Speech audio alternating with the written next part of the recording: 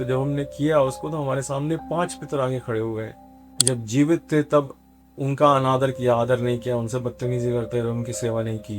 आपके 2 माता पिता, उनके 2 माता पिता, उनके 2 माता पिता, तो ये तो हजारों में चले जाते हैं। ये टोटल कैलकुलेट करना शुरू करोगे आप तो पता चलेगा 50,000 आदमी थे, जिसकी वजह से हम 20 पीढ़ी में या 30 पीढ़ी में जाकर के एक आदमी पैदा हुआ।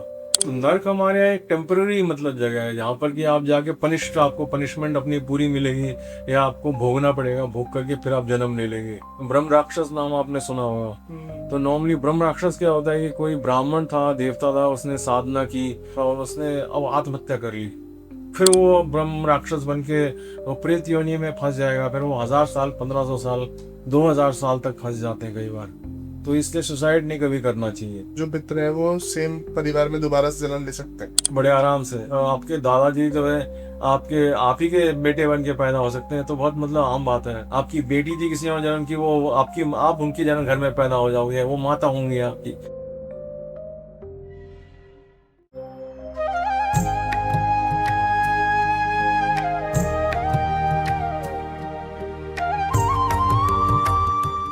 स्वामी मुक्तानंद पुरी जी महाराज, नमस्ते स्वामी जी, कैसे हैं आप? सबसे जय पहले श्री राम। बहुत बहुत अच्छा हूँ।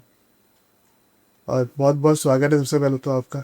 और बहुत ही अच्छा लग रहा है आप हमारे स्टूडियो में आए हैं, और बहुत पॉजिटिव हो रहा है आपका। बहुत बहुत बहुत धन्यवाद आपका कि आपने बुलाया है, और आपके और दर्शकों को और आपको सबको मेरा नमस्कार। जी, तो काफ़ी समय से हमारी चर्चा चल रही थी, बट वो एक पल नहीं पा रहा था। आज बहुत जी अच्छा लग रहा है कि हम फाइनली रिकॉर्ड कर रहे हैं इस जी सेशन को। जी जी।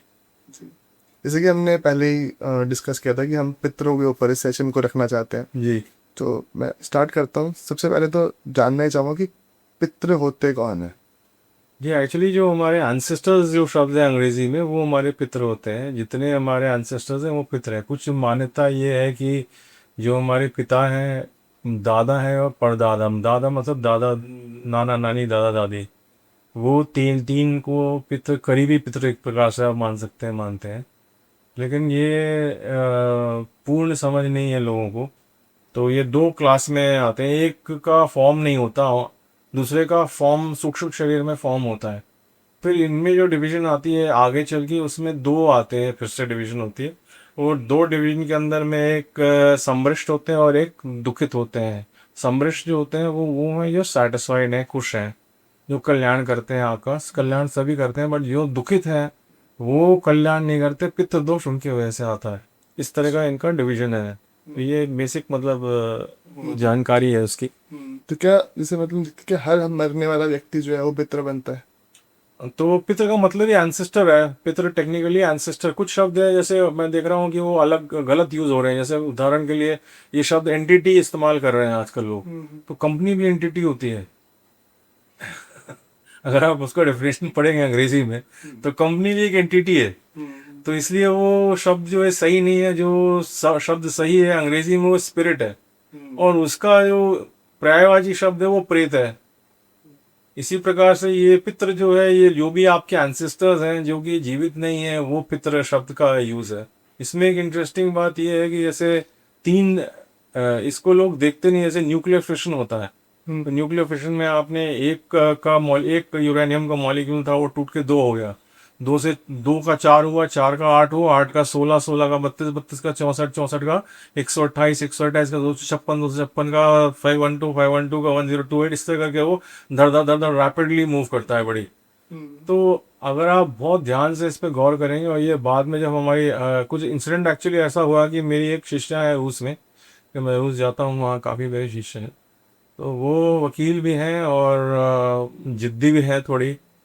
और वो किसी एस्ट्रोलॉजर के पास चली गई। उसने देखा, उसने कहा भाई तुम्हारे इसमें पितृदोष है। तो जब पितृदोष बताया तो वो मेरे पास आ गई, गुरुजी वो मेरे को पितृदोष बताया है। तो मैंने उसको बोला कि तुमको कुछ नहीं है, तुम बिना मतलब परेशान मत करो मेरे को, जाओ यहाँ से, कुछ नहीं, तुमको कोई कोई प्रॉब्लम नहीं।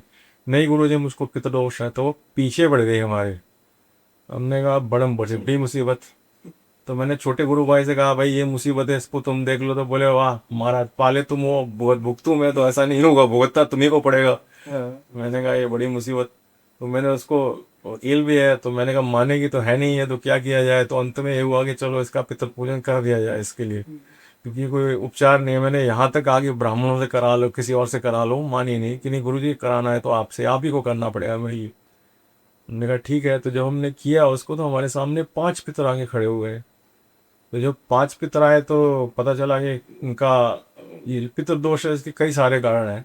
एक कारण ये है कि उसमें अब किया ही नहीं संस्कार, अपूर्ण संस्कार किया। जब जीवित थे तब जो पितर थे, जो हमारे एंसेस्टर्स थे, जो हमारे बड़े थे, उनका अनादर किया, आदर नहीं किया, उनसे बदतमीजी करते रहे, उनकी सेवा नहीं की। कर्म से संबंधित है। और पांचवा जो कैटेगरी है वो आपका चार्ट, जो एस्ट्रोलॉजिकल चार्ट है उसमें पितृदोष आते हैं। पर चार्ट में जो पितृदोष आते हैं वो सब कर्म से ही संबंधित होते हैं at the end of the day. तो ये इस तरह है। तो अब ये जो जब मैंने 5 उसके पितर देखे तो ये जो 3 वाली थ्योरी थी, 3 जनरेशन वाली, वो तो वहीं कोलैप्स कर गई। क्योंकि ये हुआ कि भाई 5 पितर खड़े हुए हैं सामने, तो ऐसा क्यों है कि 3, ये तो 3 जनरेशन का बता रहे हैं, तो वही सामने होने चाहिए। पेरेंट्स उसके जिंदा थे, तो वो भी मतलब उसका शादी उसने की नहीं थी उस वक्त, बाद में कर ली। तो उस वक्त जो थी वो भी नहीं थे। तो हमने कहा ये तो कि मतलब कहानी क्या है। तो फिर उसमें जब उस पर हमने चिंतन वगैरह करना शुरू किया ज़्यादा, तो ये जो थ्योरी थी ये आती गई। तो अब आप इस तरह देखिए कि यानी आपके 2 माता पिता, उनके 2 माता पिता, उनके 2 माता पिता, उन तो ये थोड़े समय में पिरामिड करना शुरू होता है। तो ये तो हजारों में चले जाते हैं। यानी इतने हजार लोग जो डायरेक्ट आपके एंसेस्टर हैं, डायरेक्ट उनके होने से तब आप पैदा हुए। यदि आप इसको 15 या 16 उसमें ले जाएंगे तो 10-10, 20-20, 30-30 हजार की कैटेगरी में पितर आ जाएंगे। 30 ये टोटल कैलकुलेट करना शुरू करोगे आप तो पता चलेगा 50,000 आदमी थे, जिसकी वजह से हम 20 पीढ़ी में या 30 पीढ़ी में जाकर के एक आदमी पैदा हुआ या 3 नम पैदा हुए। तो ये बड़ा एक मतलब पिक्यूलर वो बना। जब मैंने इस पे चिंतन किया तो मैंने कहा ऐसे तो कभी चिंतन किसी ने किया नहीं, वरना चिंतन किया ना वो शास्त्र में कहीं अवेलेबल था। तो अब ये मामला निपटा, इससे कुछ छुटकारा मिल गया मुझको। तो उसके बाद फिर कोई और आ गया, फिर उसके बाद नई अनुभूतियां होने लगी उसमें। तो इस तरह से ये पितृ का मामला चल। तो पितृ में इसमें और भी 2-3 चीजें हैं। जैसे इसमें एक इशू ये आती है कि बच्चा है, जैसे कोई, तो किसी का बच्चा था गुम गया। तो अब जब गुम गया तो उसका कोई संस्कार नहीं हुआ, कुछ नहीं हुआ। वो जिंदा रहा या कहीं और चला गया, किसी और जगह में जाके बैठ गया, ये मालूम नहीं। कोई इलेजिटिमेट चाइल्ड था किसी का, जो पैदा हो गया, किसी का पता नहीं कि किसका बच्चा है, वो उसको किसी और कुल में जन्म ले लिया या अनजान उसने चला गया। तो इस तरह करके कई सारे उसमें, या कोई जिसने शादी नहीं की और वो अलग हो गया थोड़ा घर से, वो जीवित रह गया था, उसकी डेथ हो गई। तो वो जो है सारे के सारे, वो फिर तो पितरों की 2 विशेषताएं होती हैं। एक तो अगर आप जैसे हमने पूजन किया तो फिर सरप्राइजिंगली मेरे पास ही पूजन आते गए, तो मुझे ये मालूम चला कि जो कोई पितरों की मदद करता है तो वो उसी के पास पुश करते हैं उसको आने के लिए। और दूसरी इशू उनके साथ ये होती है कि अगर परिवार में किसी एक व्यक्ति ने किसी पितृ के लिए कुछ कर दिया तो बाकी पितर भी उसी के पास आएंगे, दूर के पितर भी आएंगे। तो यहाँ तक कि कजन्स हैं, रिलेटिव्स हैं, उनके सब पितर भी आकर के उसी को परेशान करेंगे, बोलेंगे देखो ये हमारी समस्या है, हमारे को इससे निकालो। क्योंकि वो दुखित हैं, दुखी हैं। वो दुखी पितर को कहीं उसको वो चाहिए। अब उसके बहुत सारे कारण है क्यों दुखी है, पर वो उसका राहत पाने के लिए आपके पास चले आए। जैसे कि हम देखते हैं कि पितरों का एक समय आता है साल में, जिसे हम पितृपक्ष कहते हैं। जी। तो पितृपक्ष क्यों मतलब आता है, क्या उसमें क्या क्या करना चाहिए, क्या चीजें हैं, थोड़ा ही जानना चाहूंगा। जी जी, एक्चुअली पितृपक्ष में ये भी बहुत इंटरेस्टिंग क्वेश्चन है। अगर आप देखें तो नवरात्रि हमारे दो बार गुप्त नॉर्मल आती है, 2 बार प्रत्यक्ष है, 2 बार गुप्त है, 4 बार नवरात्रि, लेकिन वो 9 दिन की है। और अपना जो पितृपक्ष है वो 15 दिन का एक स्ट्रेट अवे पूरी तरह से आया था। तो 15 दिन का हर साल में हमारे मनीषियों ने 15 दिन दिए, तो कोई ना कोई तो कारण उसका होगा। तो उसका कारण ये है कि जो ये काफ़ी कॉम्प्लिकेटेड है, क्योंकि इसमें जो पितर है जिसकी डेथ हो गई वो फिर कहीं और जन्म ले लेता है। लेकिन जो पैदा होता है व्यक्ति, तो जो प्राण शक्ति है माता पिता की, वो उसमें उसके शरीर, उसके सूक्ष्म शरीर का निर्माण करती है। उसका कारणीय शरीर है, सूक्ष्म शरीर है और स्थूल शरीर है। स्थूल शरीर तो स्थूल शरीर से निर्माण हो रहा है। स्थूल शरीर में जो ओवा और स्पर्म है वो दोनों जुड़ करके एक उसका बच्चा बना पिंड बन रहा कर, वो धीरे धीरे बच्चे में डेवलप हो रहा कर, वो पैदा हो रहा है। लेकिन उसका माइंड जो है वो सूक्ष्म एंटिटी है, वो ब्रेन नहीं है। वो माइंड है, माइंड जो है सूक्ष्म है, वो सूक्ष्म शरीर जिसको हम बोलते हैं या लिंग शरीर बोलते हैं, अगर आप शास्त्रों में वो करें, तो वो सूक्ष्म शरीर जो है वो माता और पिता के प्राणों से निर्मित होता है। उसमें जो कारणीय शरीर होता है वो आके जुड़ जाता है, उसके जुड़ने से ये बच्चा बालक पैदा हो जाता है। तो अब जब ये पैदा हुआ और उसके बाद इसकी डेथ हो गई, लेकिन इन्होंने कर्म भी तो किए, तो जो कर्म किए वो ये कुल से जुड़ते जा रहे हैं। और जब उसने कहीं और जन्म लिया तब भी वो कुल से जुड़ा हुआ है, वो पूरी तरह हटा नहीं, क्योंकि उसके कर्म जुड़े हुए हैं। तो कहीं ना कहीं सूक्ष्म उसकी जो कनेक्शन है वो बनी हुई है। और जो पाप कर्म उसने या जो गलत कर्म किए थे वो तब किए थे, वो आज भी एक्टिव हैं। और दूसरी चीज ये है कि मान लिया आप जीवित हैं और आपके पिताजी के भाई थे, उनके बच्चे हैं, आप सही मार्ग पे चल रहे हो, उदाहरण पे वो गलत मार्ग पे चल रहे हैं, और गलत मार्ग पे चल रहे हैं, तो जो कर्म कर रहे हैं एक तो उनका इंडिविजुअल कर्म है, लेकिन दूसरा टोटल एक सांचित कर्म भी तो है। तो जो सांचित कर्म है वो सांचित कर्म में प्रॉब्लम आती है। तो एक हमारे शिष्य थे, उन्होंने हमसे कहा कि हमारे पिताजी के लिए ऐसे के लिए पूजन कर दो, और पूजन उनके लिए कर दिया। करने के बाद में वो उनका सारा सिस्टम जो है साफ क्लीन हो गया, वो एकदम क्लीन हो गया। फिर उसके कुछ समय बाद पितृपक्ष वगैरह इत्यादि आया, तो उन्होंने रिक्वेस्ट किया कि स्वामी जी एक बार और कर दो, तो हमने किया तो पाया कि वो गंदा है, वो उसमें गंद आ रही है। जब हम बैठ के कर रहे हैं तो पूछा कैसे इसमें गंद आ रही है, ये गंदा कैसे लग रहा है। तो जब उसको साफ करना शुरू तो उस पर विचार किया, तो ये समझ में आया कि जो सांचित कर्म हो रहे हैं वो उसी कॉमन उसमें जा रहे हैं स्टोरेज में, और वो कॉमन स्टोरेज में जा रहे हैं तो उसका कुछ ना कुछ इफेक्ट आपके ऊपर में आ रहा है।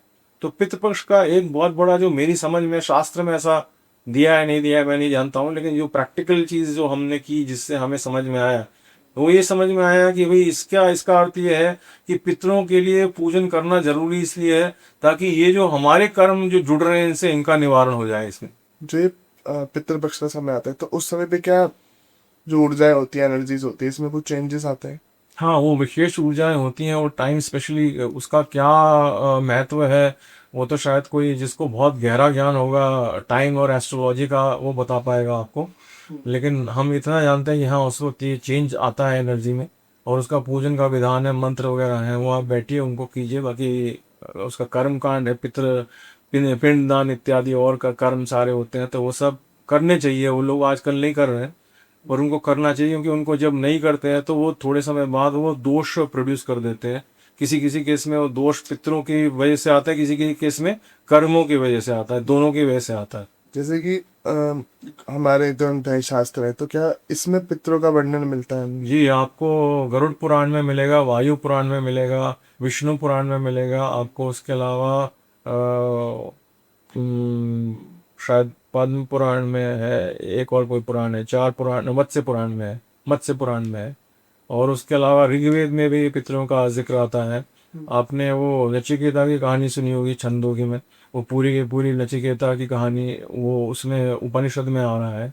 और आपका मार्कंडे पुराण में कहीं जिक्र है, भागवत गीता में पितरों पितृलोक के विषय में जिक्र है। तो इस तरह कई जगह पितरों के विषय में जिक्र है। और किस तरह से जिक्र मिलता है हमें ग्रंथों में? कहीं थोड़ा बहुत जिक्र मिलेगा, कहीं थोड़ा डिटेल में मिलेगा। गरुड़ पुराण में मुख्य रूप से गरुड़ पुराण के अंदर में मिलता है, विष्णु पुराण में आपको मिल जाएगा, इन पुराणों में आपको वायु पुराण में मिल जाएगा। तो ये डिटेल में मत्स्य पुराण में मिलेगा, इनमें डिटेल में कई जगह बताया गया किस तरह के पितर हैं वो बताया गया, वो सब डिटेल दी गई हैं। जैसे हम देखते हैं मृत्यु होती है जब किसी व्यक्ति की, तो मृत्यु के तुरंत बाद आत्मा के साथ क्या क्या होता है? देखिए, जो ये जो आत्मा शब्द है ये तो एक टेक्निकल वर्ड है। आत्मा परमात्मा एक ही चीज है। ऐसा नहीं होता कि इंडिविजुअल आत्मा है और परमात्मा अलग है, ये एक ही है। अद्वैत वेदांत में विशेष करके जब हम जाएंगे तो एक ही आत्मा है। हाँ, अगर कोई सांख्य योग को ले ले तो उसमें पुरुष वर्ड इस्तेमाल होता है, जिसको एक इंडिविजुअल आत्मा के रूप में देखा जा सकता है। लेकिन अद्वैत वेदांत को हम लोग ज़्यादा मानते हैं, और उसके वजह से हम ये कहते हैं एक ही परमात्मा आत्मा है। तो अब टेक्निकली जीवात्मा टर्म यूज कर लेते हैं, बट वो जीव टर्म है। आत्मा की वजह से वो चल रहा है, पर है जीव वो। अब वो जीव जो है उसके उसमें कॉम्बिनेशन कई है, तो उसके जो वही कारणीय शरीर, सूक्ष्म शरीर और स्थूल शरीर का कॉम्बिनेशन उसका है।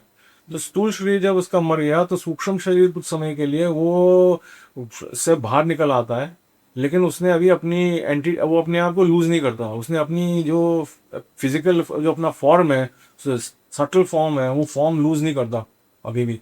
सटल फॉर्म जो होता है वो सेम फॉर्म में होता है जैसे आपका फिजिकल फॉर्म है। कभी कभी आपने, मालूम नहीं मुझे सुना है या नहीं सुना है, लेकिन फैंटम लिम्स नाम की एक फिनोमेनन होता है, जब किसी को लगता है कि एक हाथ हमारा जो है एडिशनल है हमारे पास में।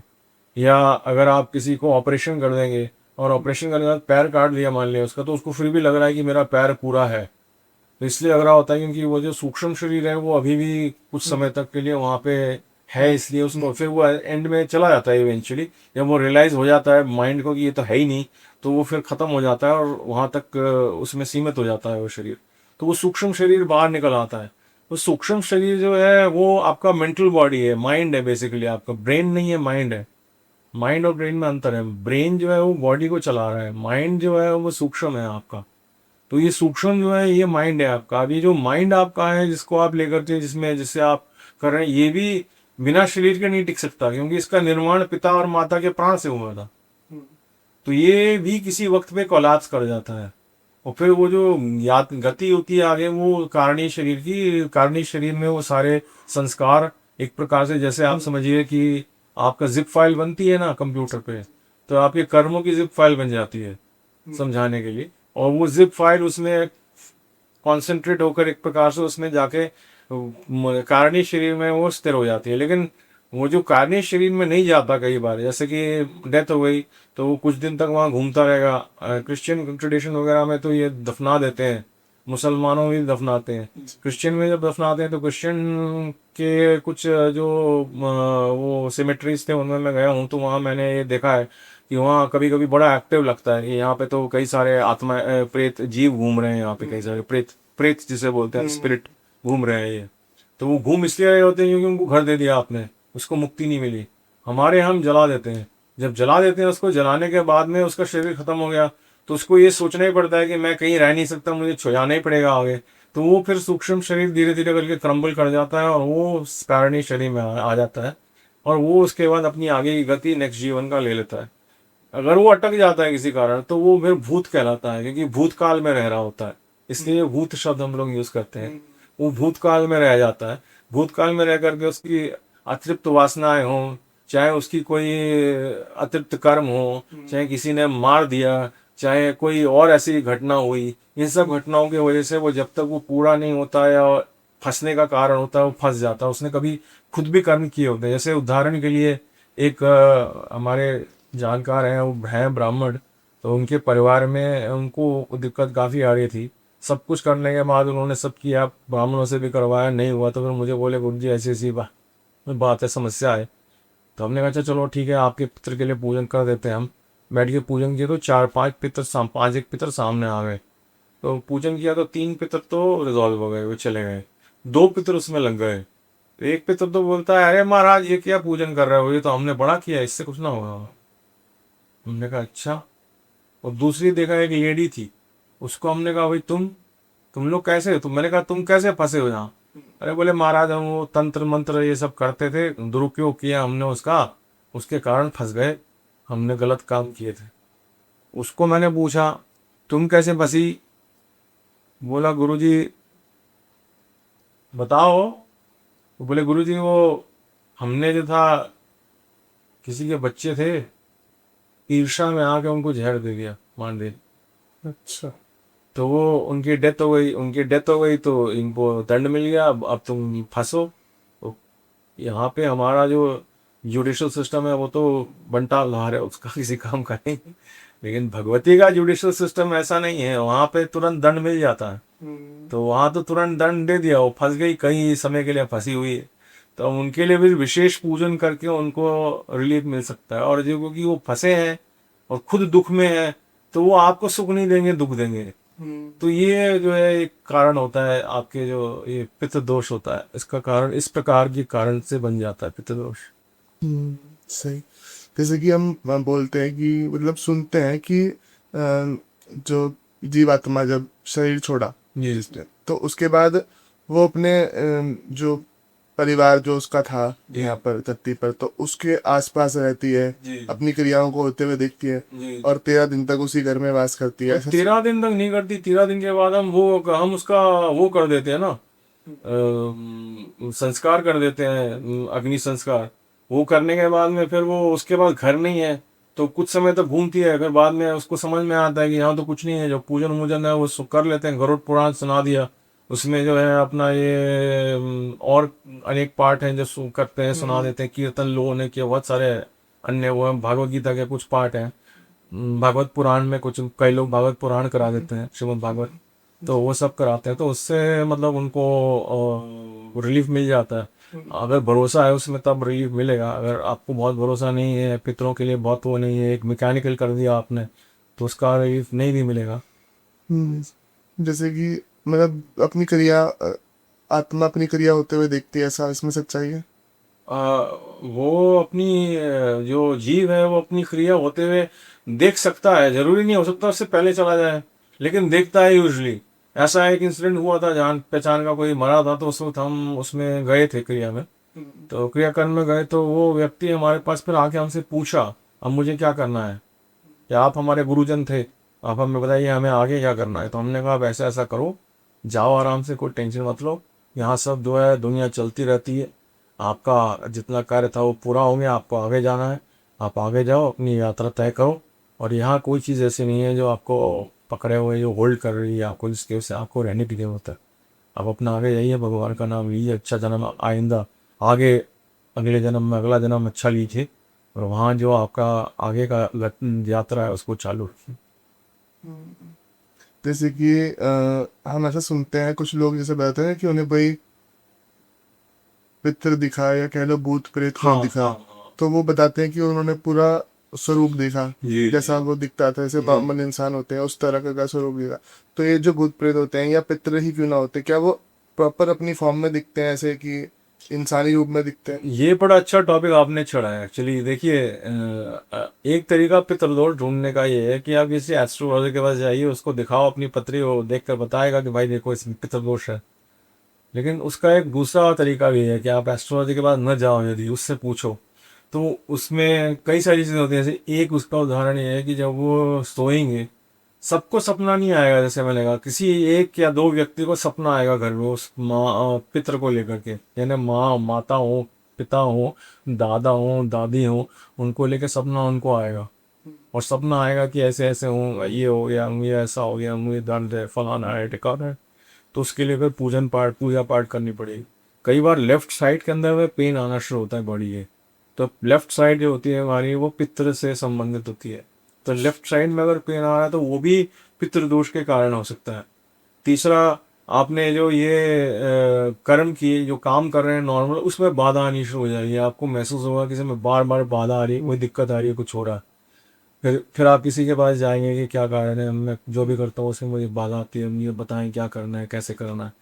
किसी केस में तो क्लियर पता होता है कि भाई ये हमारे पितर थे इनकी। अब जैसे एक फैमिली में ऐसा हुआ कि वो उसकी जो उनकी जो माता जी थी, उन्होंने उनको छत पे रख दिया ऊपर में, गर्मी में। वो एक कमरे में पड़ी हुई है, कोठरी में छोटी सी ऊपर में, और ना उनको पानी ढंग से दे रहे, ना भोजन ढंग से दे रहे, वहीं पड़ी हुई है, वहाँ बुढ़ापा अपना गुजार रही है। तो अब ऐसी, ऐसा पित्र जो होगा, मतलब वो मन से आपको आशीर्वाद थोड़ी देगा, गाली देगा वो। तो जब गाली देगा तो ऑब्वियसली आपको कष्ट पहुंचेगा ही आपको अंत में। आप उनको, आपने अनादर किया, कष्ट दिया, वो आपको भी अनादर होगा, कष्ट मिलेगा। तो अनादर उनका नहीं करना है, हमें हमें आदर करना है उनका। हाँ, वो अगर हमारे से बहुत गलत व्यवहार करते हैं तो हमको हट जाना है वहाँ से ज़्यादा हम हट जाए। इतना हमसे बने उतना करें, बाकी हट जाए, ये हम कर सकते हैं इतना पर। हम्म। सर मैंने एक चीज पूछ रही आपसे कि वो क्या दिखाई वो प्रॉपर उस स्वरूप में देते हैं, इंसान जैसे स्वरूप में? हाँ, वो तो सपने में आते हैं तो क्लियरली दिखाई देते हैं, किसी किसी को दिख जाते हैं। किसी किसी के केस में, जैसे एक लेडी आएंगी तो उनके केस में वो ये हुआ कि उनके अंदर कोई प्रेत बैठी थी। अब वो उनका पितर था कि कौन था, क्या था, मालूम नहीं। एक अब इंटरेस्टिंग केस और हुआ था कि एक लेडी ने बोला, से बात चर्चा चल रही थी, कुछ तो बात हुई, तो वो बोली कुछ, उनका मतलब, मुझे जब उनको देखा तो मुझे कुछ लगा कि इनमें कुछ थोड़ा वो है। तो मैंने उनसे ऐसे ही कहा कि आप अपने पितर को किसी एस्ट्रोलॉजर से चेक कराना। कुछ चर्चा चलती रही, तो मुझे ध्यान आया कि मैं स्वयं ही पूछ सकता हूँ। तो मैंने पूछा, आपको कोई आपके पितरों के सपने आते हैं, माता पिता किसी के, तो उसने कहा कि हाँ मुझको सपने आते हैं, ऐसी ऐसी बात है। तो फिर वो हुआ, बोले गुरुजी आप मेरे लिए कुछ कर दो, तो फिर पूजन उन्होंने मुझसे कहा, रिक्वेस्ट किया करने को। तो फिर मैंने कहा अच्छा ठीक है कर देंगे, क्योंकि इसमें आशीर्वाद मिलता है। पितर जब मुक्ति पाते हैं तो बहुत आशीर्वाद देते हैं। तो मेरे को ये लगा कि भाई ये तो अच्छा काम है, कल्याण का काम है, किसी का कल्याण हो रहा है तो हमारा क्या नुकसान है इसमें। ठीक है हम मतलब ठीक है थोड़ा हटके कुछ कर रहे हैं भले ही, लेकिन कल्याण तो किसी का हो रहा है ना, तो कल्याण हो रहा है तो ठीक है, सन्यासी है तो भाई किसी का कल्याण कर रहे हैं तो अच्छी बात है। चलो जो सूक्ष्म जगत का हो भले ही, लेकिन कल्याण हो रहा है उसका। तो वो हमने फिर उनके लिए पूजन करना शुरू किया। तो जब उस लेडी के लिए मैंने पूजन किया तो मुझको ट्विंस नजर आते आए। जब ट्विंस नजर आने शुरू हो गए मेरे को तो बड़ा कंफ्यूजन हुआ, और वो मदर के साथ उसमें ट्विन उसके नजर आए। तो फिर मैंने उनसे पूछा, मैंने कहा आपका क्या कोई ऐसा बच्चा था, मदर का चाइल्ड था जो मर गया हो या कुछ हुआ हो? उसने कहा नहीं है, मदर का नहीं था, ग्रैंड मदर के 2 ट्विंस थे। मैंने कहा हाँ मुझे वही ट्विंस दिख रहे थे। तो फिर मैं समझा नहीं क्या मामला है, तो मैंने उनका पूजन कर दिया, वो जो भी हुआ हुआ। लेकिन वो जो लेडी थी, जो बहू थी, उनकी जो पहले 2 ट्विन मरे थे, किसी और से चर्चा की तो वो बोले कि महाराज जी वो जो ट्विन मरे होंगे उसमें से एक ट्विन ने जन्म ले लिया, वो दूसरा फंस गया, या दूसरा वो लड़की के रूप में पैदा हुआ होगा बाद में उसी को, अच्छा। क्योंकि वो दोनों ट्विन तो जुड़े हुए हैं, उनका जुड़ाव है। तो बोले इसकी या इसका ट्विन कोई और होगा जो फंसा होगा जिसकी वजह से दोष आ रहा है। तो अब हमेशा क्लियर एकदम 100% नहीं मालूम चलेगा कि क्या कारण है, किसकी वजह से ऐसा हुआ, ऐसा होता है। लेकिन एक आइडिया लग जाता है, क्योंकि अब वो तो सूक्ष्म जगत में कर रहे हैं, तो कभी कभी तो कुछ तो एकदम क्लियर मालूम चल जाएगा, कभी कभी आइडिया लग जाता, अनुमान लग जाता है ये क्या कैसे हो रहा है, किस तरह से। तो महाराज जी, जैसे कि हमें गरुड़ पुराण का बहुत सुनने में आता है, ये जब भी हम किसी मृत की अगर व्यक्ति है तो जी उसके ऊपर कोई प्रॉपर अगर कोई शास्त्र ऐसा है जिसके ऊपर हम अध्ययन करें तो सबसे ज्यादा गरुड़ पुराण का सुनने में आता है। तो वहाँ आफ्टर लाइफ के बारे में क्या बताया गया, कैसे एक्सप्लेन किया गया? नहीं, आफ्टर लाइफ के बारे में तो वो बैतरणी नदी के विषय में बताते हैं कि जब आप मरते हैं तो आप उसमें जाते हैं। एक्चुअली अगर आप पढ़ेंगे तो ग्रीक ट्रेडिशन के अंदर भी उसमें वो कोई नदी आती है, हेड्स है या कुछ उसमें बोलते हैं नदी। अब मुझे एकदम क्लियरली याद नहीं, क्योंकि ये सब पूर्व में कभी बहुत पहले पढ़ा होगा। उसमें भी नदी का विवरण आता है, और वो नदी के अंदर वो आत्माएं जाती हैं, फिर उसके बाद अनेक उनके जिस गति है उस गति के हिसाब से कोई स्वर्ग जाता है, कोई नर्क जाता है। तो नर्क हमारे यहाँ एक टेम्पररी मतलब जगह है जहाँ पर कि आप जाके आपको पनिशमेंट अपनी पूरी मिलेगी, या आपको भोगना पड़ेगा, भोग करके फिर आप जन्म ले लेंगे। हाँ, और उसमें जैसे ये जो सुसाइड कर लेते हैं लोग, जैसे ब्रह्म राक्षस नाम आपने सुना होगा। तो नॉर्मली ब्रह्म राक्षस क्या होता है कि कोई ब्राह्मण था, देवता था, उसने साधना की या कुछ कर रहा था और उसने अब आत्महत्या कर ली। वो सुसाइड मतलब एकदम किसी चीज से परेशान होकर के उसने कुछ ऐसा कर दिया एकदम। फिर वो ब्रह्म राक्षस बन के, वो है तो प्रेत ही अल्टीमेटली ना, स्पिरिट है, वो प्रेत है। वो प्रेत योनि में फंस जाएगा, फिर वो 1000 साल, 1500 साल, 2000 साल तक फंस जाते हैं कई बार। तो इसलिए सुसाइड नहीं कभी करना चाहिए। इसी तरह से जो आप अभी पूछ रहे थे जिसके विषय में, तो इसमें भी यही है कि जो भी मतलब कर्म अपना करें ध्यान से। हम्म। कभी कभी लोग बहुत उसमें आते हैं ना कि वो अभी एक तरीके से पैनिक कर जाते हैं, तो पैनिक में भी काफी सारे लोग की समझ ही नहीं आता कि अब करना क्या है, जी जी तो सुसाइड कर लेते हैं। जी जी। तो कहीं ना कहीं से कि हम देखते हैं गरुड़ पुराण का पाठ बोला जाता है कि जैसे किसी भी घर में अगर कोई व्यक्ति गुजरा है तो करवाना चाहिए, तो इसके पीछे भी कारण है कि वो करवाने के पीछे? हाँ, उसको करवाने का कारण ये होता है कि जो आत्मा उसकी जो जीव है, वो जीवात्मा होती है, वो उस वक्त वहीं मंडरा रही होती है, तो वो सुन लेती है। उसको सुनने से मालूम चल जाता है, वो तब तक रियलाइज कर लेती है मैं मर चुका हूँ, मर चुकी हूँ। और उसके बाद में जब वो गरुड़ पुराण सुनते हैं तो उनको ये पता है ये आगे मेरे साथ होने वाला है, तो एक प्रिपेयर्ड मेंटली रहता है। लेकिन हम लोग जो साधक हैं हमारे यहाँ, हम लोग मंत्र जाप जब देते हैं, तो वो जो मंत्र जाप कंटिन्यूअसली करते हैं उसका एक फंक्शन मंत्र का ये भी होता है कि जब आपकी मृत्यु हो तो आपको इस जन्म से दूसरे जन्म तक वो बचाते हुए ले जाए, अच्छे जन्म की तरफ ले जाए आपको। तो मंत्र जाप करना एक तरीका है। दूसरा ये जो कीर्तन कराते हैं, ये महामंत्र है, महामंत्र का कीर्तन है, गायत्री का जाप है। इस प्रकार के बहुत सारे अन्य साधना हैं जो आप कर सकते हैं, जिनसे कि जो मृत व्यक्ति है उसके उसकी जीवात्मा को आराम मिलेगा, शांति मिलेगी। और इसमें एक चीज़ और भी है कि जब हम जैसे मान लिया हम लोग तर्पण वगैरह इत्यादि बहुत सी चीज़ें करते हैं, तो कहीं एक भावना, मान लिया आपके पिता है, माता है, अब आज का तो माहौल जो भी है, लेकिन पहले लोगों को बहुत अटैचमेंट था माता पिता से। तो माता की पिता की डेथ हो गई और वो ये महसूस कर रहे मेरे माता पिता नहीं रहे, मैं उनकी सेवा कर रहा था, सेवा नहीं कर पाया, उन जितना कर पाया उतना कर दिया, नहीं कर पाया, उसको एक लॉस का, दुख का मतलब एक फीलिंग है कि अरे वो मेरे साथ थे, चले गए तो मैं क्या करूं। तो कहीं ना कहीं एक साइकोलॉजिकल एस्पेक्ट भी उसका है कि आपने पितृ तर्पण किया, उसका पूजन किया, तर्पण किया, तो आपको राहत भी मिली। वो आत्मा को जो राहत मिलनी थी, जीवात्मा को, वो तो अपनी जगह है, जो आपके पितर थे, लेकिन आपको स्वयं राहत मिली कि जो मैं करना चाहता, मैंने कुछ तो किया उनके लिए, चाहे उसका कोई नतीजा हो ना हो, लेकिन अपने को शांति बहुत मिली कि भाई हमने किया उनके लिए, हमने तो किया। एक सेटिस्फेक्शन हो जाती जी है। जी जैसे हम बात करते हैं तो पुनर्जन्म का सुनने में आता है, जी तो पुनर्जन्म होता है, मतलब जी पुनर्जन्म होता है। अब जैसे कि हम देखते हैं कि यदि जो पितृ है, जी अब वो दोबारा से शरीर के रूप में, मतलब किसी रूप में जन्म ले चुका है, जी। किसी भी जीव के रूप में जी, जन्म जी। ले चुका है, जी। तो अभी भी उनको भोग देना या दान करना उनके नाम पे, या उनकी पूजा करना। हाँ, मैंने ये क्लियर पहले भी किया था आपको कि आप उनसे जुड़े हुए हैं, जैसे आप जो देख रहे हैं। अब ये जो हमने बताया था कि एक के दो, दो के चार, चार के आठ, आठ के 16, 16 के समथिंग, तो ये कितना बड़ा जाल है। अब इसके अंदर में कितने सारे और लोगों ने जन्म लिया है, ठीक है। तो हम तो 6-7 पीढ़ी, 3-4 पीढ़ी रख ले लोग तो बहुत बड़ी बात है, 7 पीढ़ी तो भूल जाओ, 3 पीढ़ी की अगर मतलब कोई जानता हो आज के दिन में, 3-4 पीढ़ी, मान लो 4 पीढ़ी जानता है तो समझो बहुत बड़ी बात है। लेकिन वो जिसने उसने जहां उन्होंने जन्म लिया, वो हमसे कैसे कनेक्टेड है ये हमें नहीं पता ना।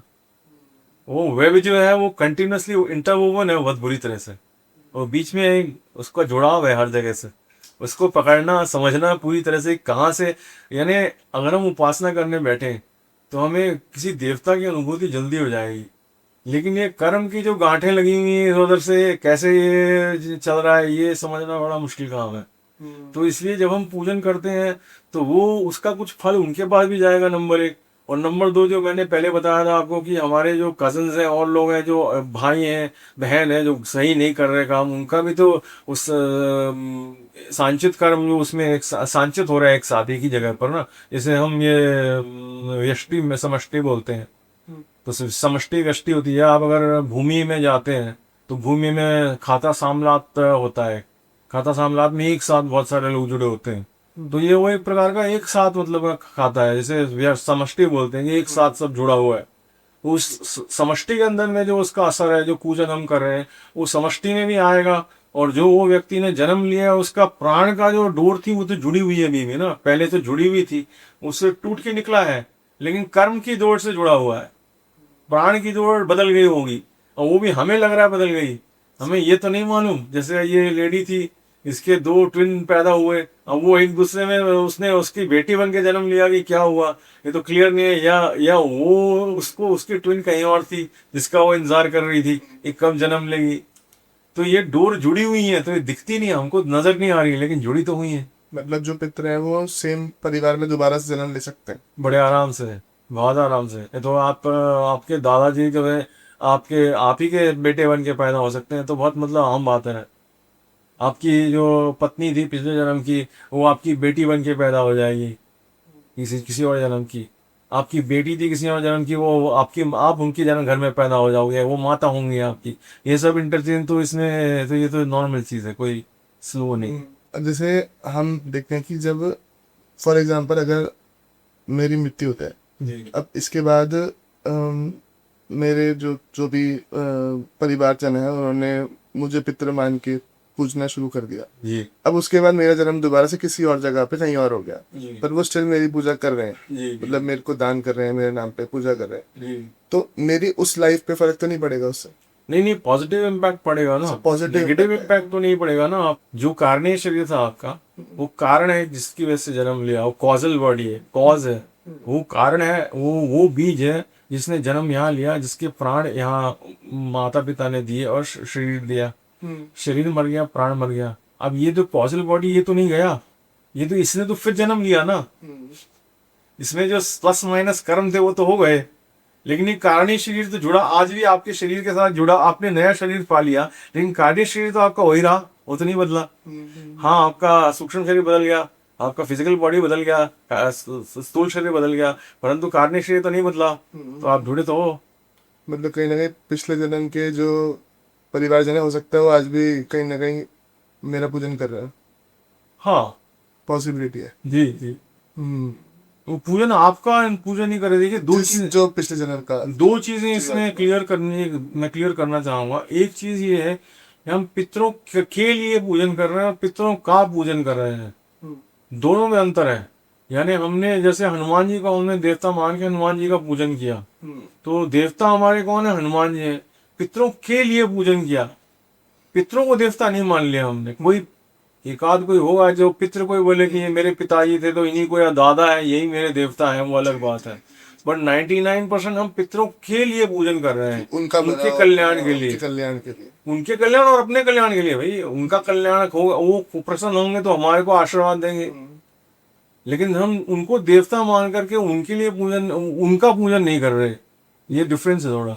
जैसे हम देखते हैं कि श्राद्ध होता है, तर्पण होता है, तो श्राद्धों में जैसे हम पूजा करते हैं पितरों की, तो वो कितना इम्पैक्ट डालता है हमारे और पितरों के कनेक्शन में?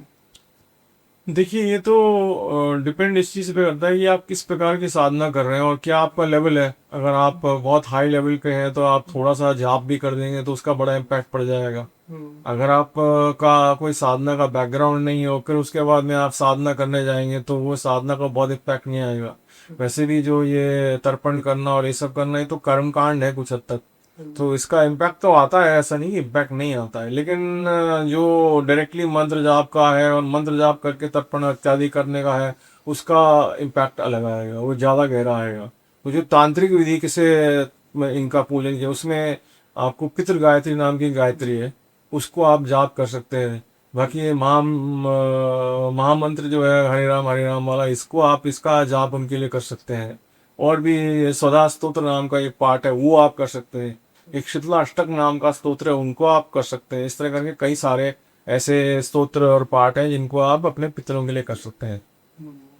जैसे कि हम बात कर रहे थे पितृदोष के ऊपर, जी। तो पितृदोष अगर लगता है किसी की भी फैमिली पर, किसी के भी ऊपर, तो हमें पता कैसे चलता है कि पितृदोष? ऐसा क्या पैटर्न हम नोटिस कर सकते हैं कि ये पितृदोष जी, मैंने आपको ये आंसर दे दिया था, वो मैंने बताया था कि आपसे ये जो हमारे पितर हैं, उनको या तो सपना आता है उसके विषय में, या एस्ट्रोलॉजर के पास जाए। वैसे बोलते नहीं कि कुछ लोग कहते हैं कि हमारे घर में ये परेशानियां चल रही है, जी ये काम खराब हो रहा है, जी। तो उसमें कुछ हिंट मिलता है? हाँ, उससे भी हिंट मिलता है। मैंने आपसे बताया कि जो काम खराब होने का एक कारण है, सपने आने का दूसरा कारण है, डायरेक्टली आवाज होने का तीसरा कारण है, और एस्ट्रोलॉजिकल चार्ट चौथा तरीका है जिससे आपको अंदाजा मिल जाएगा।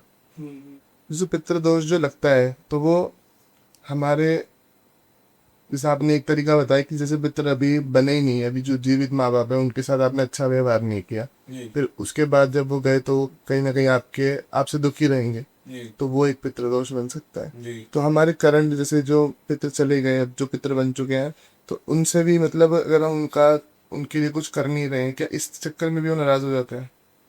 नहीं, वो नाराज नहीं होते आपके लिए, लेकिन मैंने बताया था दो प्रकार के पितर हैं। एक वो हैं जो कि सुखी हैं, और जो दूसरे हैं जो दुखी हैं।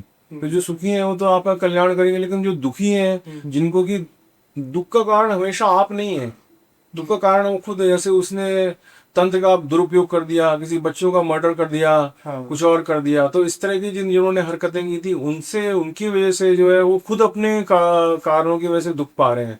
अब कोई बीमार था बहुत बुरी तरह, एक केस में हमारे पास कोई आया तो बोले कि हमारे ये बीमार थे बहुत, मेरे को सपना आया कि दिखे पिताजी, ऐसा लग रहा था कि बहुत कष्ट में थे, उनके लिए आप कुछ करिए स्वामी जी, बचाइए जरा, हमारे कल्याण कीजिए। तो हमने फिर कहा ठीक है, उनके लिए किया। जब उनके लिए किया तो वो बाद में उनको सपना आया कि वो ठीक हैं। फिर वो किसी और के पास गए, विशेषकर उनको दिखवाया कि देखिए कैसे हैं मेरे पितर। तो बोले नहीं, पितर तो आपके अच्छे हैं। फिर मैंने थोड़ा उनको डांटा भी कि भाई जब किया था तुम्हें भरोसा नहीं है हमारे ऊपर, कि हमने जब किया था तो तुम कैसे। बोले नहीं नहीं गुरुजी, मैं फिर भी जो है, मतलब मेरे पिताजी थे, मैं थोड़ा चाह रहा था कि अगर जरूरत है तो और करा देंगे पूजन इत्यादि। जी जी, सही। जैसे कि हमने अभी जिक्र किया कि प्रेतों की भी हम जिक्र कर रहे थे ना, तो जो प्रेत बाधा होती है, किसी के भी ऊपर प्रेत आ जाता है, तो इसके कारण क्या होते हैं? किसी के अंदर ही प्रेत आ जाना, प्रेत बाधा किसी को हो जाना। जी जी। वो प्रेत बाधा के, प्रेत का जो टॉपिक है वो बहुत बड़ा टॉपिक है उसमें, क्योंकि प्रेत का मतलब है स्पिरिट। जितने स्पिरिट्स हैं, जैसे आपका यक्ष, यक्षिणी, भूत, आपके चेटक, ब्रह्म राक्षस, और इस तरह आपका ये पिशाचिनी, पिशाच, ये सब जो है वीर हो गए। और आप वीर तो देवता भी माने जाते हैं, लेकिन उसमें इस प्रकार के भी होते हैं, राक्षस टाइप के वीर, राक्षसों में राक्षसी वीर भी होते हैं। इस तरह करके मसान जैसे आप बोलते हैं, शमशान का वर्ड है इसमें, मसान है उसमें, कच्चा पक्का और उसके अलावा सिद्ध, ये तीन मसान होते हैं। इस तरह करके ये बहुत बड़ा फील्ड है जिसमें बहुत सारे होते हैं। तो बाधा तो किसी की वजह से आ सकती है, क्योंकि मेन बाधा आने का मुख्य कारण ये होता है कि आपका जो सूक्ष्म शरीर है और वो कमज़ोर है। आपने अपने आप को इतना डेवलप नहीं किया कि आपका सूक्ष्म शरीर जो है वो स्ट्रांग हो, माइंड स्ट्रांग हो। सूक्ष्म शरीर का मतलब है मेंटल बॉडी, माइंड। उसको स्ट्रांग करने के लिए फिर आपको साधना करनी पड़ेगी, ताकि वो आप में प्रवेश ना ले सकें। और कई बार लोग भीगते हैं, स्पेशली एक ऐसा केस था, आया था, एक व्यक्ति हमारे पास ऐसा आया था जिसको बड़ी बहुत कष्ट दे रखा था लोगों ने। उसके ऊपर बार बार बार बार वो डिस्ट्रॉय करने के लिए उसको उन्होंने भेज रहे थे। जैसे कि हम देखते हैं कि पितरों के लिए दान का एक एक परंपरा है कि पितरों के लिए दान करना चाहिए। जी। तो ये पितरों के लिए दान की परंपरा क्यों अनिवार्य है? ये पितरों के दान की परंपरा अनिवार्य तो अब ये गरुड़ पुराण वगैरह में दिया हुआ है, लेकिन मुझे कुछ ऐसा संदेह भी है कि कुछ तो जबरदस्ती उसमें ऐड कर दिया गया है। कुछ जो है ऐसी परंपरा, इसमें दोनों पक्ष हैं इसके। देखिए, कृष्ण भगवान जब उन्होंने शिक्षा ली, तो उनके गुरु सांदीपानी ऋषि थे, तो उनके पास उनको वो दक्षिणा उन्होंने दी थी। वो दक्षिणा क्या दी थी कृष्ण भगवान ने, कि उनके बेटे को एक राक्षस पकड़ के ले गया, तो पाताल लोक से जा करके वो बेटे को छुड़ा करके ला करके उन्होंने वो दक्षिणा के रूप में उनको वापस किया। गुरु जी ने कुछ नहीं मांगा, लेकिन उन्होंने किया। तो गुरु जी प्रसन्न, तो क्या अति प्रसन्न, कि भाई मेरा जो बेटा था इसको ले गए थे उठाकर, वो वापस लाकर मुझे कृष्ण कृष्ण ने दे दिया। तो कहने का अर्थ ये है कि भगवान ने इस परंपरा का आदर किया। आज के दिन में अगर कोई ब्राह्मण से काम करवाता है, कुछ करता है, तो वो ये चीज़ नहीं देखता कि ये ब्राह्मण जी, ब्राह्मण देवता खुश हैं कि नहीं है, प्रसन्न है कि नहीं है, उनको हमने जो दिया पर्याप्त है कि नहीं है। जो उन्होंने हमारे लिए किया, हमें उससे कुछ 19-20 ज़्यादा दे। अब कोई ना कोई लालची भी होगा, लेकिन एक कारण लालच का ये भी बन जाता है कि यानी अगर 10 लोगों से कोई काम करवा रहा है और कोई कुछ दे नहीं रहा, और थोड़ा उसकी ज़रूरत है जो पूरी नहीं हो रही आपका काम करने के बाद भी, और फिर अगर वो कुछ मांगे आपसे या चाहे कुछ, तो आप उसको लालच बोल दो, तो वो भी एक पार्ट है उसका, वो एक नेगेटिव पार्ट है उसका। क्योंकि आप ब्राह्मण देवता की इज्जत नहीं कर रहे, वो ब्राह्मण ही वो थे जो आपकी परंपरा चला रहे थे, जिसमें कि आपको ज्ञान भी दे रहे थे, शिक्षा भी दे रहे थे। तो अगर आपने उसको अपहोल्ड नहीं किया, तो होगा ये अंत में कि वो ब्राह्मण जितने हैं वो सब और व्यापारों में और चीज़ों में लग जाएंगे। तो जो स्पिरिचुअली गाइड करने वाले लोग थे आपकी परंपरा में, हम खत्म हो जाएंगे, जो कि हिंदुस्तान में हम तो दिख भी रहे हैं। और संत साधु बनने कम हो जाएंगे, इंटरेस्ट नहीं होगा लोगों को कि इसमें बनना है। एक तरफ ये भी है, और दूसरी तरफ उसका वो पार्ट भी है कि कुछ जो है लालच में ज़्यादा लिख दिया गया। लेकिन तीसरा पार्ट ये भी है कि जब हमने कुछ अपने दान किया, तो हमने दान किया ब्राह्मण को ये कहते हुए कि तुम्हारे पितरों, हमने अपने पितरों के लिए दान किया, कि आप जब इसको पाओगे ब्राह्मण होते हुए, तो ये हमारे पितरों के पास पहुंचे। तो ऐसा भी परासी परंपरा भी है। जैसे जो हमारी मॉडर्न जनरेशन है, जी।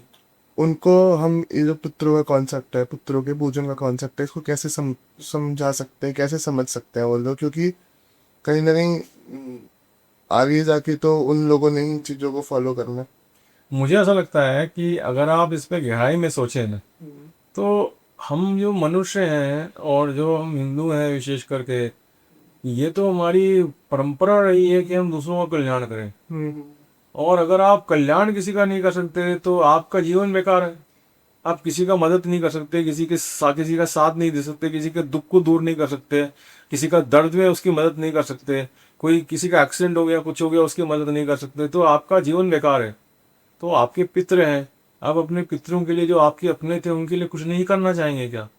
आप में इतनी भी आपका इतना बड़ा दिल भी नहीं है कि आप उनके लिए कुछ करना चाहेंगे, तो कुछ ना कुछ तो आपको उनके लिए करना चाहिए। जो आपका सिस्टम बना हुआ है, कुछ ना कुछ जाप, कुछ ना कुछ पूजा, कुछ ना कुछ तर्पण, कुछ ना कुछ तो करना चाहिए आपको। अगर आप नहीं कर रहे तो आप गलत कर रहे हो। आखिर मनुष्यों ने देखिए हमारे 15 दिन विशेष कर दिए हैं। 15 दिन क्यों दिए? मूर्ख थे क्या? कि पूरे साल में 360 365 दिन में उन्होंने 15 दिन पूरे अलग निकाल के दिए पितृपक्ष के लिए। वो उसका महत्व था इसलिए दिए। तो आप महत्व ना समझो और अनजान बन के रहो, तो फिर उसमें तो क्या कहा जा सकता है। जी। इसी ये सब जो बंधन होते हैं, जी। जो मनुष्य के बंधन है इतने सारे, इससे मुक्ति कैसे मिल सकती है किसी मनुष्य आपका मतलब है सोशल बंधन से या ओवरऑल बंधन से? को? ओवरऑल, जैसे पारिवारिक बंधन कह रहा हो या किसी भी चीज के बंधन से, अगर अब व्यक्ति चाहता है कि मैं इससे मुक्त हो जाऊं और मुझे वापस आना ही नहीं है, जन्म ही नहीं लेना है। जी, आपका कहना मतलब है मोक्ष की प्राप्ति कैसे हो? जी जी। अच्छा अच्छा। ये मोक्ष का ऐसा है कि जब हम साधना करने बैठते हैं तो ये जो जैसे ट्रक जा रही होती है और लोडेड है फुल्ली, इसको ब्रेक लगता है, तो वो एकदम झटके से ब्रेक नहीं लगा सकता। इसको धीरे धीरे ब्रेक लगाना पड़ेगा, धीरे धीरे रोकना पड़ेगा, धीरे धीरे जाके वो रुकेगी। उसका लोड इतना होता है, उसको बहुत बड़ा ट्रक हो यदि बहुत हाई स्पीड पे जा रहा हो, उसको रोकने में टाइम लगेगा। तो इसी तरह से जब हम उसको रोकना चाहते हैं, तो रोकने का जरिया क्या है? उसको ब्रेक क्या है? उसका ब्रेक ये है कि हम जप करें, तप करें, हम भजन करें, पूजन करें, साधना करें, योग साधना करें, अद्वैत वेदांत सीखें, ये सब शिक्षा लें गुरुजनों से, परंपरा में आकर उनसे शिक्षा लेने की कोशिश करें, अपने आप को सुधारने की कोशिश करें। यानी मान लिया XYZ कहेगी, XYZ ये बात, भाई तुम सुधर जाओ, तो कहने से सुधर जाता तो फिर बात ही क्या थी। जब तक उसके स्वयं दिमाग में नहीं आए कि मुझे अपने आप को सुधारना है, तब तक उसको सुधारना संभव नहीं है। तो जैसे अब कितने उदाहरण आते हैं कि अब वो अंगुली माल था और उसको फिर समझाया जब कि भाई देखो ये तुम गलत कर रहे हो, तुम्हारे क्या क्या तुम्हारे पाप का साथ देंगे वो, तो उन्होंने हाथ खड़े कर दिए। तो अंगुली माल को जब समझ में आया, उसको दुख हुआ, तब उसने स्वयं अपने आप को सुधारने की ठानी। तो जब आपको स्वयं समझ में आया कि मुझे अपने आप को सुधारना है, वहां से आपकी यात्रा शुरू होगी। यात्रा लंबी है, पेशेंटली लगे रहना पड़ेगा। अगर ऐसा होता कि मोक्ष कोई बड़ी जल्दी प्राप्त हो जाता या बहुत जल्दी जो है सिद्ध हो जाते, तो फिर देखिए ना, ये इतनी जो ऋषिगण थे जिन्होंने हजारों साल तपस्या की थी, वो करते क्यों? फिर हम लोग संन्यास क्यों लेते? इतना 20 20 25 25 30 30 साल क्यों लगाते साधना में? जो हमारे पितृ हैं, हम पितरों का पूरा टॉपिक इस पूरे एपिसोड में चला है, तो जो हमारे पितृ हैं, क्या उनका उनको मोक्ष मिलना संभव है किसी तरह से? जो पितृ हैं उनको मोक्ष नहीं मिलता, उनको गति मिलती है। अगर योग पितर आपके हैं जिन्होंने की अच्छी साधना उपासना की होगी, वो अपने बल पे उनको मोक्ष मिल सकता है, मिल गया होगा। लेकिन जो जिनको मोक्ष नहीं मिला, जो नॉर्मल उसमें क्रम में चल रहे हैं, वो उसमें जैसे मैंने बताया दो हैं, जो खुश हैं और जो दुखी हैं। जो खुश हैं वो अपना उनकी आगे की यात्रा, आगे का जो मंजिल है उसमें चलते जाएंगे। लेकिन जो दुखी हैं, वो दुखी को हम सुधार सकते हैं, उनके लिए हम कुछ कर सकते हैं ताकि उनको फायदा हो जाए। जो सुखी है उनको हम, यानी समझो कि कोई हमारा रिश्तेदार है, वो बहुत पैसे वाला है, परंतु हम, ठीक है हम अमीर ना हो, फिर भी इतना तो है कि हम जाके कोई फूल लेके चले जाएं, कोई और चीज लेके चले जाएं, कोई छोटी वस्तु जा करके उनको प्रणाम करके नमस्कार करके कुछ ऑफर कर दें कि ये हमारी तरफ से साहब आपको मिलना है, आपसे आपको। तो सेम तरीके से हमारे पितृ जो है, हमने उन पितरों को अपनी अपनी तरफ से उनके लिए उनका पूजन किया, चाहे वो सारे अच्छे हो। मान लिया हमारे दुखी पितर नहीं है, सुखी ही हैं सारे, तब भी हमने उनको कुछ दिया ना, हमने प्रणाम किया उनको, उनकी इज्जत रखी, उनको ऑफरिंग की एक प्रकार की कि हम ये मंत्र जाप आपके लिए कर रहे हैं या ये पूजन आपके लिए कर रहे हैं, तो वो हमारा कल्याण ही करेंगे, हमें आशीर्वाद ही देंगे। और जो दुखी हैं उस उनको उनको आराम मिलेगा, उनको रिलीफ मिलेगा। अगर हमने अच्छे से पूजन किया तो हो सकता है कई अपनी दशा से मुक्त हो जाएं और आगे उनकी जो यात्रा है उसमें चले जाएं। हम्म, सही। तो स्वामी जी, इस बहुत ज़्यादा आनंद आया इस चर्चा में, इस पूरे सेशन में। मतलब हमने काफ़ी सारी चीज़ों पर बहुत ज़्यादा डीपली बात करी और काफ़ी सारी ऐसी चीज़ों पर बात करी जो शायद अभी तक हमारे इस शो पे हुई नहीं थी। मतलब काफ़ी अलग पर्सपेक्टिव पता चला है हमें इन चीज़ों का। तो सबसे पहले तो आपका बहुत बहुत धन्यवाद कि आपने अपना समय दिया हमें, और आप इतनी दूर से हमारे लिए अपना समय निकाल गए, और बहुत आनंद आया इस चर्चा में। आपका बहुत बहुत धन्यवाद। सभी श्रोताओं को मेरा प्रणाम और नमस्कार। और मैं आशा करता हूँ आप लोगों को भी ये एपिसोड अच्छा लगा होगा। अच्छा लगा चुड़साई चैनल के साथ में ऐसे ही बहुत सारी पर्सनैलिटीज आती रहेगी और हम उनसे अलग अलग नए नए विषयों पर चर्चा करते रहेंगे। मैं मिलूंगा आपसे अगले एपिसोड में, तब तक के लिए जय हिंद, वंदे मातरम, जय श्री राम।